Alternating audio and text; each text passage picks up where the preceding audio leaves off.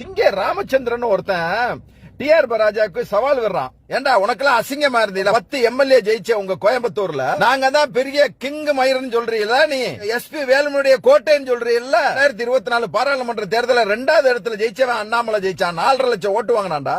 நீங்க வாங்கினது 3 லட்சம் ஓட்டு வாங்கின சிங்க ராமச்சந்திரன். கோயம்புத்தூர்ல வேற ஆள் இல்லையா இவனுக்கு பதில் கொடுக்கறதுக்கு? பேசுறான், சவாலுக்கு விடுறான் டிஆர்பி ராஜாவை. அதுல இன்னொன்னு சொல்றாங்க, எங்க ஐயா எடப்பாடியாரு கண்ணியமா வளர்த்தாங்களா இந்த வெண்ணையில. சென்னாரெட்டி கைய பிடிச்சி இழுத்தான்னு சொன்னது யாரு? சட்டமன்றத்துல துரைமுருகன் சேலையை பிடிச்சி இழுத்தான்னு சொல்றது யாரா? சுப்பிரமணிய சாமிக்கும் ப சிதம்பரனுக்கு சேலையை தூக்கி காமிச்சாங்களே, அதெல்லாம் எந்த கண்ணியம்டா உங்க கண்ணியம்? காவிரி நீர் வேணாமா உங்களுக்கு?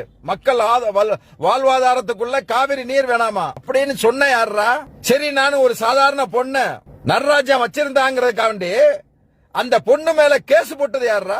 கோவத்தூர்ல கூத்தடிச்சது யாரா? கண்ணியத்தை பத்தி பேசுறான் சிங்கை ராமச்சந்திரன்.